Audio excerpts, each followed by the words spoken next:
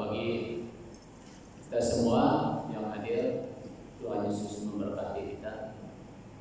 Jadi saya lihat pagi ini kursinya penuh. Ada berapa kursi? Ada 5 saja kosong. Ya, puji Tuhan. Topik kita pada pagi ini atau tema kita adalah percaya Tuhan dengan segenap hati. Percaya kepada Tuhan dengan segenap hati. Saya mau ambil topik ini bukan berarti kita tidak percaya Tuhan, atau tidak. Tetapi pertanyaannya, apakah kita percaya Tuhan segenap hati? Itu yang kita mau bahas pada pagi ini.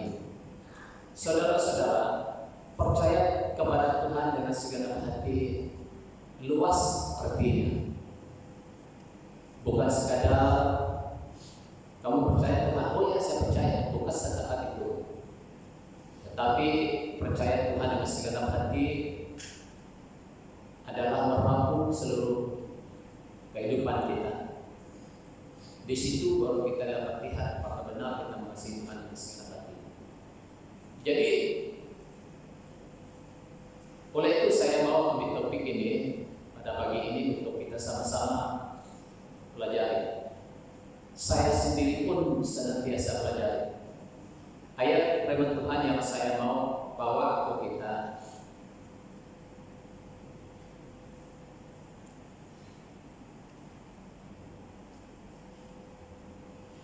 ini tersisir ayat ini.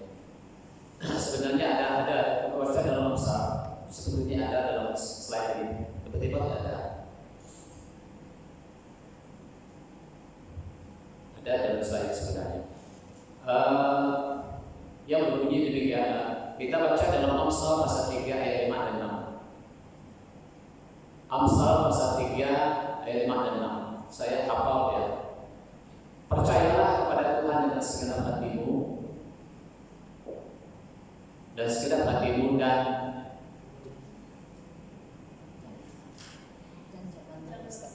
janganlah bersandar kepada pengertianmu sendiri. Akutilah dia dalam segala lakumu, maka ia akan meluruskan jalanmu. Sebenarnya saya sudah type di sini, tapi kenapa slide depan kita? Jadi itu ayat yang kita kutip ya, yaitu Amsal pasal 3 ayat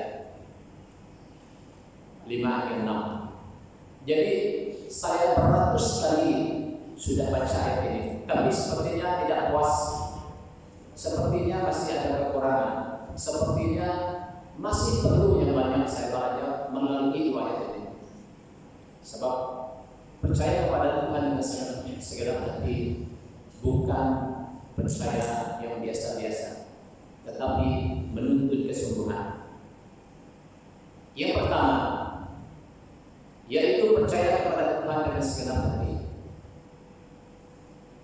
Jadi kalau kita lihat dalam Alkitab,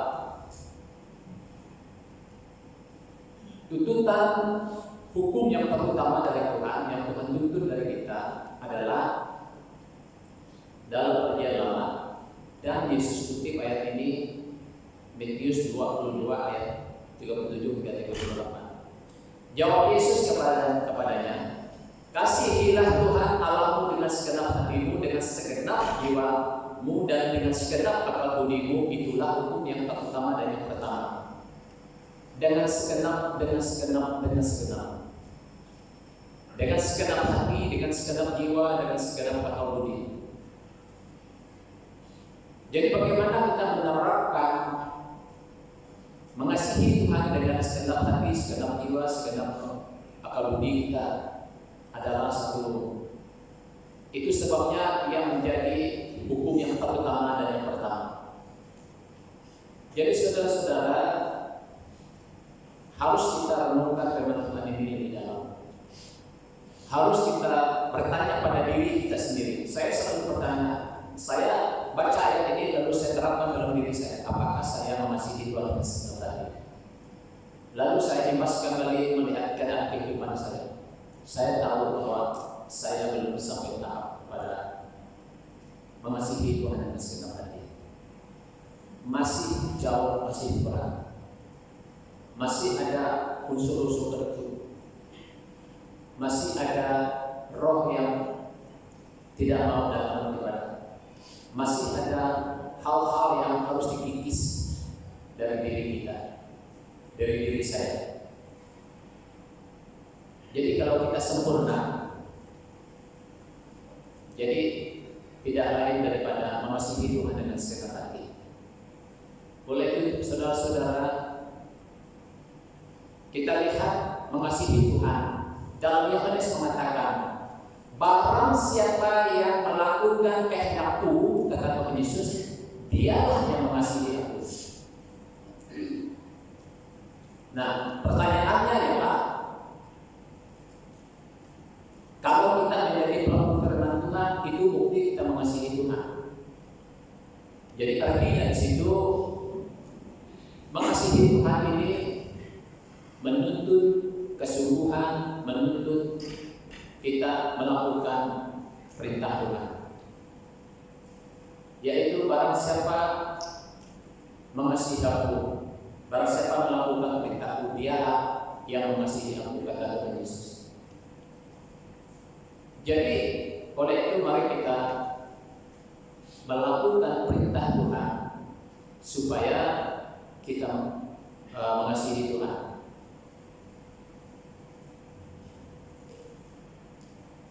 Percaya kepada Tuhan dengan segenap hati adalah lawan meragukan Allah dan firman-Nya.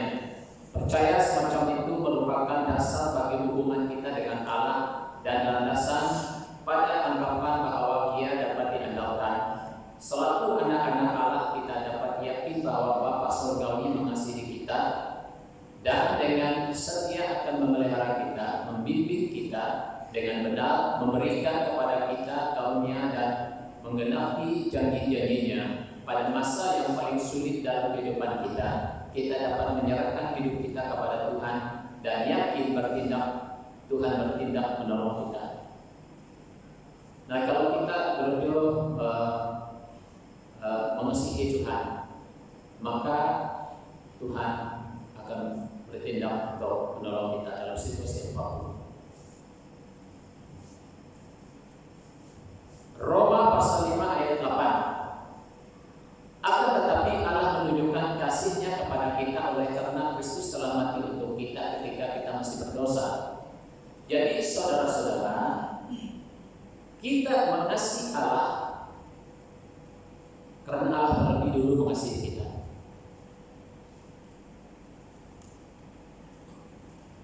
Yohanes 14 ayat 4 ayat 19. Kita mengasihi karena Allah terlebih dahulu mengasihi kita.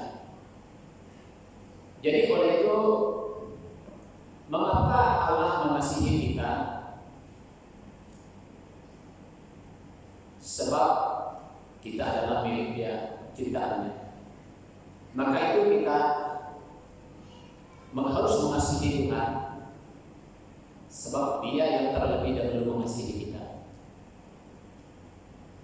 Ini sebagai kita satu keluarga. Siapa yang dulu mengasihi? Anak atau bapak atau ibu? Orang tua ibu bapak atau anak yang mana satu dulu yang mengasihi? Sudah pastilah bapak emak dulu yang menunjukkan kasihnya kepada anaknya sejak dia lahir. Ketika anak besar nanti, dia dapat merasakan kasih sayang ibu bapaknya. Baru anak itu dapat mengasihi bapaknya juga. Sama dengan Tuhan kita, Dia mengasihi kita ketika kita masih berdosa. Dan apabila kita diselamatkan oleh Tuhan, maka kita harus mengasihi Dia. Seharusnya hati kita mengasihi Allah timbul dalam diri kita, karena Tuhan terlebih dahulu mengasihi kita. Maka itu apabila kita mengasihi Allah, kita juga mengasihi sesama kita. Jadi semuanya ini adalah perintah Tuhan sebenarnya.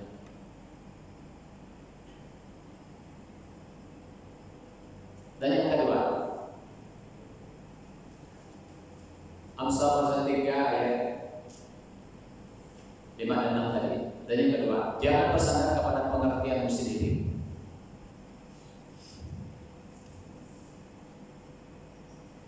Pengertian kita sendiri terbatas dan mudah salah. Harus kita akui ini bahwa pengertian kita, hikmat kita sangat terbatas, saudara, dan banyak kali salah, mudah salah, tidak sempurna hikmat kita, pengertian kita.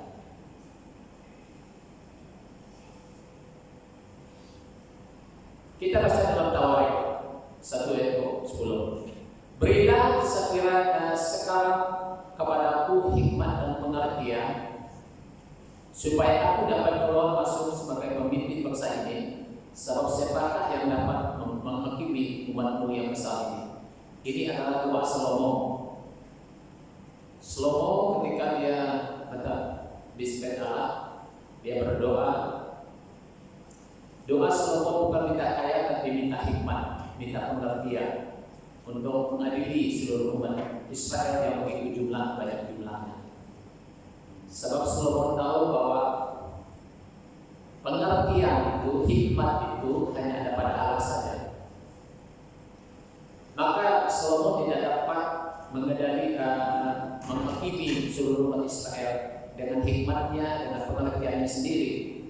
Maka itu dia merendahkan diri dan meminta daripada Tuhan Allah supaya dia diberi karunia hikmat untuk memberi hikmat, pengertian untuk memimpin umat bangsa Israel yang besar, yang sangat besar. Sebab Salomo tahu bahwa hikmatnya sangat terbatas dan salah. Itu sebabnya mengapa Israel selalu rosak, selalu menyembah berhala. Apabila raja-raja sering diganti untuk menjadi raja Israel, kalau raja itu adalah raja yang bodoh, yang tidak mau percaya kepada Tuhan, kehidupan Israel juga rusak. Bukan hanya seorang, tetapi seluruh umat Israel akan menyembah berhala dan kena hukuman Tuhan. Sebab dia menggunakan hikmat manusia, pengertian manusia, sehingga tidak ada kasih, terjadi keganasan, kejaman, dan penyembahan berhala dan sebagainya. Tapi Salomo tidak. Salomo merendahkan diri di hadapan Tuhan, memohon hikmat dan pengertian dari Tuhan. Jadi karena itu harus diterangi oleh firman Tuhan dan dipimpin oleh Roh Kudus. Oleh itu saudara-saudara, pengertian ini hanya diterangi oleh firman Tuhan dan dipimpin oleh Roh Kudus itu saja. Nah kita lihat 1 Raja-Raja pasal 4 ayat 29. Dan Allah memberikan kepada Salomo hikmat dan pengertian yang amat besar, serta akal budi yang luas seperti dataran pasir tepi laut. Nah kita lihat bahwa Tuhan memberi hikmat kepada Salomo. Salomo tidak bersandar kepada pengertiannya sendiri, tetapi diberi hikmat oleh Tuhan. Kita harus berdoa memohon hikmat dan kehendak Allah di dalam semua keputusan dan sasaran hidup kita seperti Salomo. Ya, seluruh keputusan kita, tindakan kita, apa yang kita buat, kita tidak boleh bergantung kepada hikmat kita sendiri. Kalau hikmat dunia berbeda. Kadang-kadang dalam dunia salah guna pakai hikmat. Hikmatnya, pengertiannya menurut manusia dia berhikmat, tetapi lebih kepada yang tidak baik.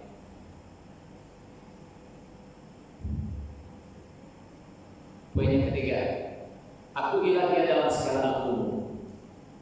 Ini juga yang harus kita renungkan bersama. Bagaimana kita mengakui Tuhan dengan segala laku kita, segala laku. Harus kita mengiyakan Tuhan, mengakui Tuhan di dalam segala apa yang kita dalam apa yang kita lakukan. Dalam semua rencana, keputusan dan tindakan kita, hendaknya kita mengakui Allah sebagai Tuhan dan kehendaknya sebagai keinginan tertinggi kita. Setiap hari kita harus hidup dalam hubungan yang kerek dan percaya Allah.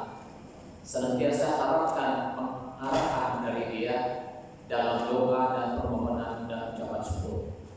Saudara-saudara, jangan kita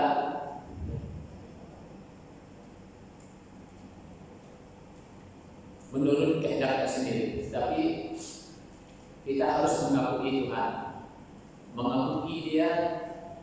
Bagaimana kita mengakui Tuhan dalam segala laku kita? Yaitu kita harus kehendak Allah itu menjadi sebagai keinginan tertinggi kita, yang benar-benar kita inginkan, yang kita cari. Dan di samping itu juga harus ada hubungan yang erat, yang intim dengan Tuhan, supaya kehendak Tuhan terlaksana dalam kehidupan kita. Jadi itu cara kita mengakui Tuhan, mengakui Tuhan dalam kehidupan kita. Nah, kalau kita lihat dalam Filipi pasal 4 ayat 6, janganlah hendaknya kamu khawatir tentang apapun juga, tetapi nyatakanlah dalam segala keinginanmu kepada Allah dalam doa dan permohonan dengan ucapan syukur. Dikatakan di sana, nyatakanlah dalam segala keinginanmu kepada Allah. Jadi tidak bergantung kepada hikmat kita sendiri, pengertian kita sendiri. Ini ayat ini menyatakan bahwa kita sedang menyatakan segala keinginan kita kepada Allah, sama dengan mengakui Dia dalam segala laku kita. Mengakui Tuhan dalam segala laku kita jadi adalah hanya melalui doa, penyerahan diri dengan sungguh-sungguh percaya bersandar kepada Dia dan mohon pimpinan Roh Kudus Tuhan. Itulah kita sedang mengakui Dia dalam kehidupan kita, dalam segala laku kita.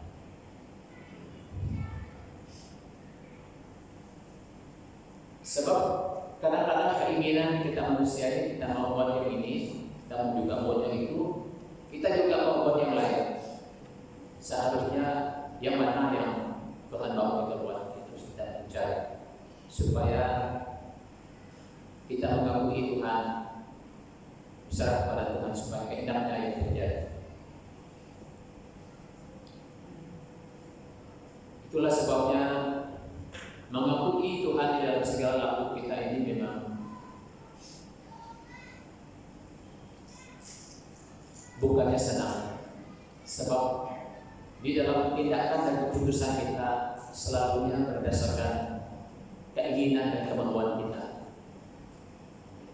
Tetapi ketika kita mengakui Tuhan, mungkin apa yang kita mau waktu lakukan itu mungkin bukan kehendak Tuhan. Itu sebabnya kita harus mengakui Dia dalam segala laku kita.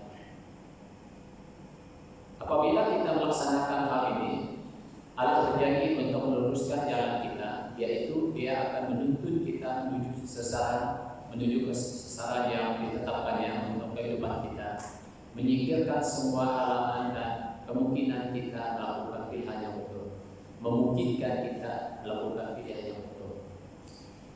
Jadi itu apabila kita mengakui Tuhan dalam segala laku kita, maka Tuhan itulah yang akan bertindak untuk meluruskan jalan langkah-langkah hidup kita. Jadi marilah kita sungguh-sungguh mencari kehendak Tuhan dalam kehidupan kita. Amsal 11 ayat 5 dalam bahasa Indonesia. Hidup orang jujur senang karena kejujuran mereka. Hidup orang jujur senang karena kejujuran mereka. Sebab orang jujur selalu mengakui Tuhan. Orang jujur selalu mengakui Tuhan dalam segala lakunya. Yang keempat, janganlah engkau menganggap dirimu sendiri bijak. Sebenarnya dua ayat ini saya bagi dengan 5. Jadi 5 garis besar. Janganlah menganggap dirimu sendiri bijak.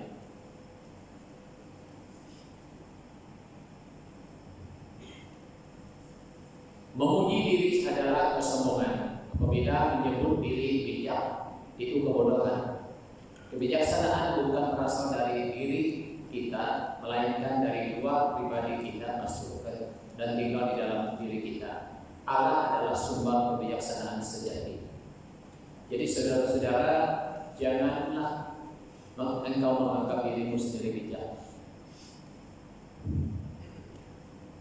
Jadi kadang-kadang dalam tindakan, dalam keputusan yang kita buat, kita rasa dalam hati bahwa tindakan kita itu betul dan benar, dan kita pikir kita sudah bijak. Kita baca ayat ini, Amsal 12 ayat 15. Jalan orang bodoh lurus dalam anggapannya sendiri, tetapi siapa mendengar nasihat dia bijak. Dikatakan oleh Tuhan, jalan orang bodoh lurus menurut anggapannya sendiri, menurut orang itu sendiri. Jadi oleh itu kita lihat dunia selalu menganggapnya dia pintar, dia bijak, dia pandai, atau mencari kekayaan dan sebagainya. Menurut pikirannya, menurut anggapannya dia pandai, dia bijak. Tetapi menurut Tuhan itu bodoh. Bodoh karena kebijaksanaan itu adalah digunakan dengan cara yang salah demi untuk kepentingan diri dan sebagainya. Amsal 8 Malaysia bunyinya begini. Orang bodoh selalu menganggap dirinya betul, sedangkan orang bijak mendengar nasihat. Jadi yang mendengar nasihat itu adalah orang bijak.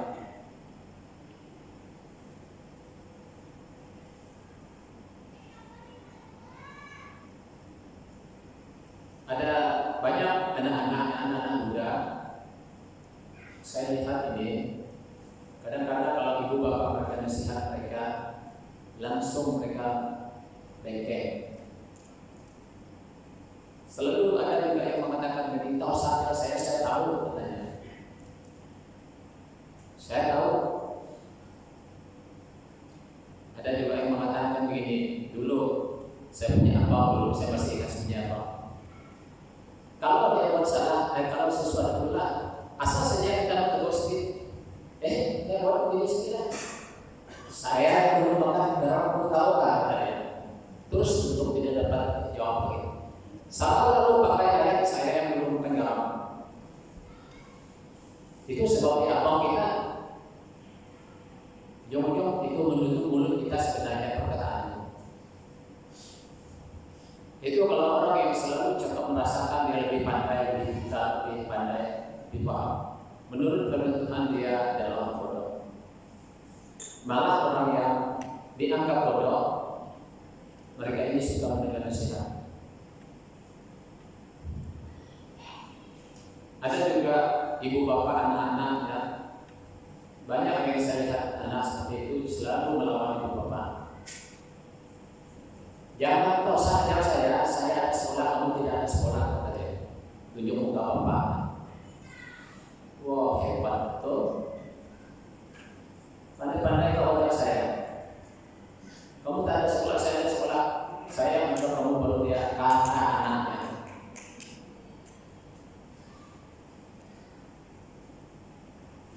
Anak yang bodoh, anak yang sombong, anak rendah pada orang tua sendiri, ibu bapak sendiri,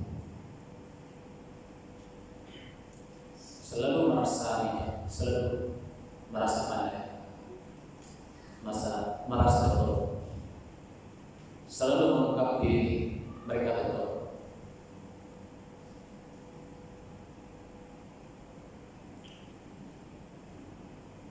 Yesaya 55 ayat 21. Celakalah mereka yang memandang dirinya bijak, yang menganggap dirinya pintar. Ini dalam Yesaya. Sebab zaman-zaman itu orang berpendidikan ini selalu merasa dia pintar, dia hebat, dia pandai.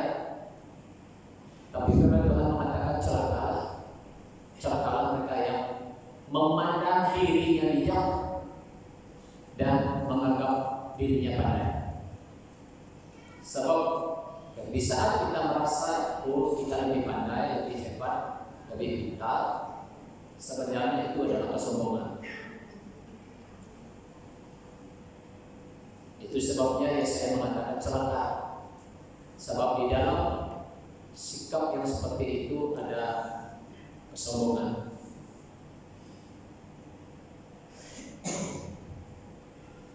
Kalau orang yang lebih berpendidikan tinggi dan daya pendidikan rendah, kita pandang rendah. Kita anggap lebih hebat, lebih pandai. Kalau ada hamba Tuhan yang merasakan dia hebat, dia dipakai Tuhan lebih hebat, lebih luar biasa, bahaya. Sebab yang menyembuhkan itu bukan hamba Tuhan, Tuhan sendiri. Yang melakukan mujizat bukan hamba Tuhan itu, tapi Tuhan sendiri. Apakah yang kita mau banggakan? Apakah yang merasakan kita lebih hebat daripada orang lain? Apa yang membuat kita rasa kita dipakai Tuhan luar biasa?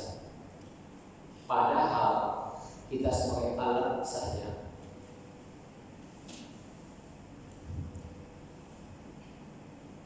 Maka itu janganlah engkau menganggap dirimu bijak, saudara. Kalau kita tidak tahu orang bijak, kita bantulah orang yang tidak bijak, yang tidak pandai. Jadi saudara-saudara, itu sebabnya ayat Amsal pasal 3 ayat 5 dan 6 itu adalah ayat kegemaran saya yang sering saya renungkan. Sebab terlalu banyak yang luar biasa kalau kita menyelidikinya dengan teliti. Takutlah akan Tuhan dan jauhilah kejahatan. Yang kelima, 2 ayat itu baca saja, dia bagi dengan 5. Takutlah akan Tuhan dan jauhilah kejahatan. Bagaimana kita takut akan Tuhan dan menjauhi kejahatan? Takut akan Tuhan, menjauhi kejahatan. Takut berarti kita mengagumi, menaruh harap penghargaan, pujian dan mengagumi kedaulatan Allah. Orang akan semakin bijak dan baik. Menghindari dan menjauhi kejahatan adalah pilihan terbaik bagi orang bijak. Menjauhi kejahatan.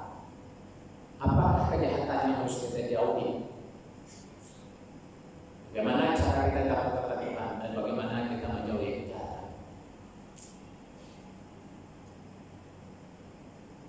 Banyak hal-hal yang memikat hati kita, kejahatan yang memikat kita. Kita pergi pasar pun banyak di sana memikat hati kita. Tengok hobi sana, kalau saya dapat 5 juta. Sudah dibuatkan. Kalau ada tenang 20 juta, jackpot dia, waduh, dibilang itulah. Sebenarnya Tuhan tahu kita itu kejahatan sebenarnya seperti judi. Kita jauhi. Kalau ada main judi, main semua yang tak pas, jadi kejahatan. Jangan dekat, jauhi. Sebab kita menjauhi itu artinya ada takut akan Tuhan di dalam diri kita. Takut akan Tuhan, membenci kejahatan. Amsal 8 ayat 30 ayat 13. Jadi bagaimana kita takut akan Tuhan? Bagaimana kita mempraktek takut akan Tuhan? Saudara, walaupun hal kecil sekalipun. Saya contoh, nanti kesaksian. Kami 2 istri pergi ke beli ke tamu semalam 2 hari yang lalu. Kami beli buah soto lama, saya tidak mencari buah soto, saya mau beli. Ada satu ibu dan 2 banyak. Bola-bola kami 2 beli 2 biji di tempat lain. dua. Dan lagi ada 1.000 banyak di dua. Saya beli 1 biji sudah 12 ringgit 1 biji 2 kilo. Istri saya beli lagi, tidak ada lagi nanti beli lagi katanya. Saya beli lagi 2 biji 19 ringgit 2 biji. 19 ringgit 3 sen harganya. Jadi saya bayar 20 ringgit 30 sen. Artinya 1 ringgit saya bayar 20 ringgit 30 sen saya bagi, harganya 19 30 sen. Dia bagi 10 ringgit lagi. Saya pun tidak merasa ambil itu jalan, tapi itu aku saya bilang jalan-jalan naik sendiri. Berapa dia orang tadi? 20 tadi kan? Ya. 19 kita bayar 12 bagi 20. Kenapa? Bagi 10 ringgit. Sepatutnya 1 ringgit saja. Ya betul. Tidak kembalikan, kata istri saya. Saya pun mau kembalikan juga. Kami dua sudah beli kue sana, patah balik lagi. Saya pergi dengan ibu itu. Ibu, salah harga sukunya mau pergi saya tadi. Ini betul, tidak salah sekarang. Tidak betul, salah. Seperti dia pikir saya minta duit, tapi saya kata, ini dia bu, sepatutnya mau beri sedikit, bukan 10 ringgit. Baru dia seperti shock, katanya, ini betul. Baru disebut betul. Saya pergi waktu balik, baru dia kata betul. Tadi saya katakan dia salah, tidak betul katanya. Kenapa? Saya sanggup membagikan balik karena takut akan Tuhan. Boleh saja itu boleh untuk kalau orang yang tidak takut akan Tuhan dia berkata, berkat katanya. Berkat puji Tuhan katanya. Tapi bagi saya takut. So ada orang takut akan Tuhan dalam diri kita. Tidak mau. Saya kembalikan. Pernah sekali kami di Sleman. Ada kita pergi beli air yang 20-30 sen dari kilo dalam 1-2 liter. Ada macam es kopi dia besar. Sekali saya pergi beli, saya bawa istri. Sampai sana, tempat tidak jauh dari rumah kami. Saya tengok di atas sana banyak orang tinggal sana. Hampir 3 ringgit, 2 ringgit lebih. Saya ambil uang itu. Sebab saya sudah lebih cukup untuk 1 kilo itu. Saya bawa balik. Hati saya tidak tenang. Mau tahu kan? Saya tidak tenang hati saya. Ini salah yang kamu buat ini. Dalam hati saya. Saya turun lagi pergi ke Tarwin. Di mana saya ambil dari situ saya letak balik. Saya tahu di saat saya letak uang seling itu di situ orang lain datang bukan ambil, dia sedang diambil, tapi saya tidak. Asalkan saya kembalikan di mana saya ambil, saya tidak mau. Sampai uang seling itu di 3 ringgit. Saya letak di tempat saya beli, tempat saya ambil ya, letak sana saya lagi. Baru hati saya senang. Walaupun itu bukan curi. Kalau saya lihat tidak salah, tapi hati saya tidak tenang. Sebab memang itu bukan curi. Nah, pada pemilik saya orang pergi sana terus diambil. Oleh itu saudara-saudara,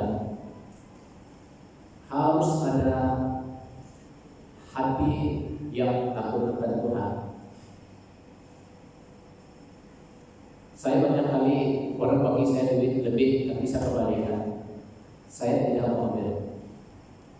Saya tidak mau ambil kesempatan.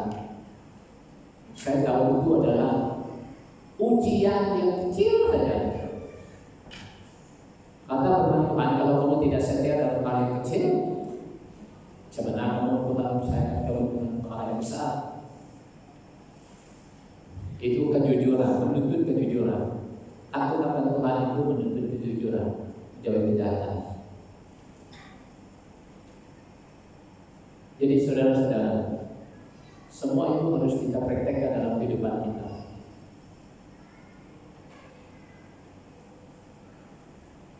Kalau kita pergi beli di kedai, kita minta orang itu biasa, tidak ada salah. Itu kayak minta orang miskin, kalau saya oke tidak apa-apa, tidak ada masalah. Tetapi jangan ada kesempatan yang tidak sepatutnya.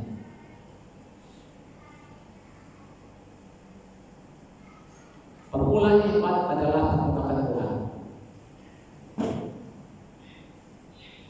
Jadi yaitu hikmat itu, pengertian itu adalah ada dalam hati orang yang takut akan Tuhan. Jadi oleh itu harus kita belajar takut akan Tuhan. Contohnya ada orang begini, jemaat, ada yang masih merokok yang saya lihat dulu lah. Kalau jumpa dengan pastor sanggup dia picit rokok itu cermin atau simpan dalam ceknya. Takut kepada manusia, tapi tidak takut kepada Tuhan. Kita mau takut kepada Tuhan. Ada juga orang yang kalau dia lupa pasal itu, dia tinggian itu dia sembunyikan supaya tidak nampak.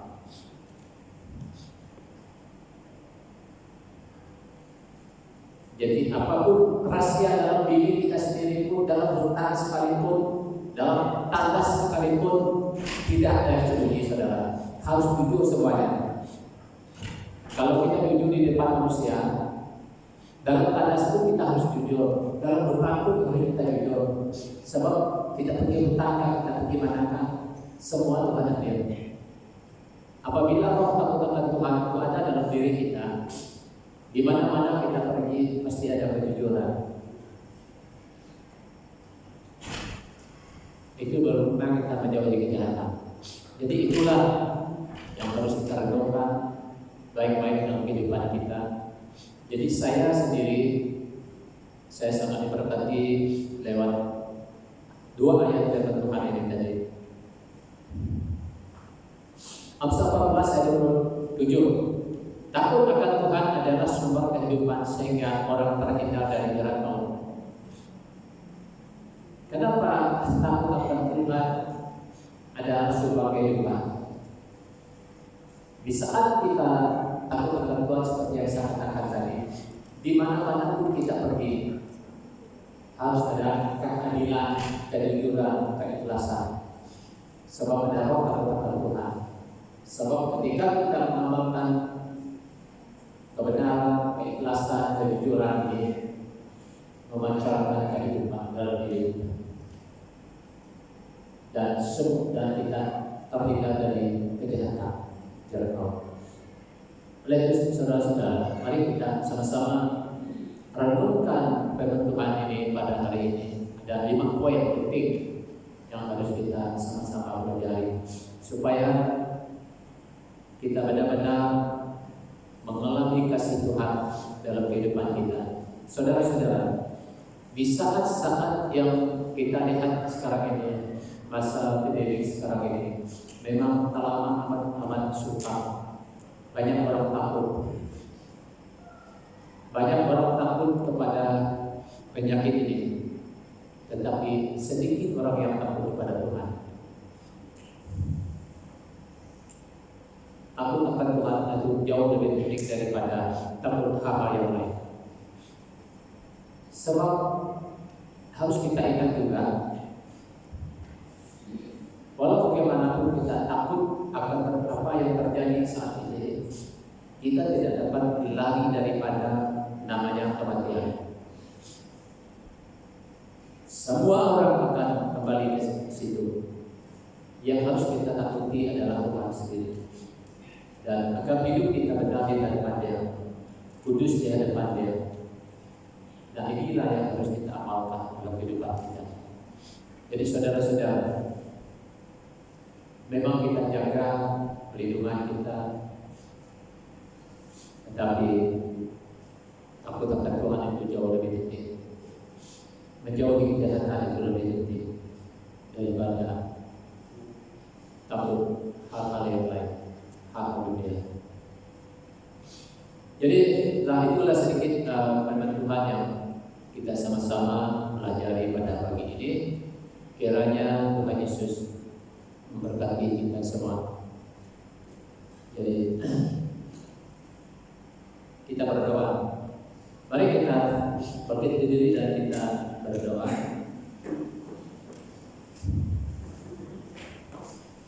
Kita sama-sama berdoa menyerahkan firman Tuhan. Haleluya. Bapa, kami mengucap syukur kepada Tuhan karena Engkau baik. Engkau mengasihi kami dan Engkau berbicara kepada kami lewat firman-Mu. Oleh Tuhan kami berdoa supaya kami hidup benar di hadapan Tuhan. Seperti mana firman-Mu yang telah kami pelajari pada pagi ini Tuhan, untuk menuntut agar kami mengasihi Tuhan dengan segenap hati.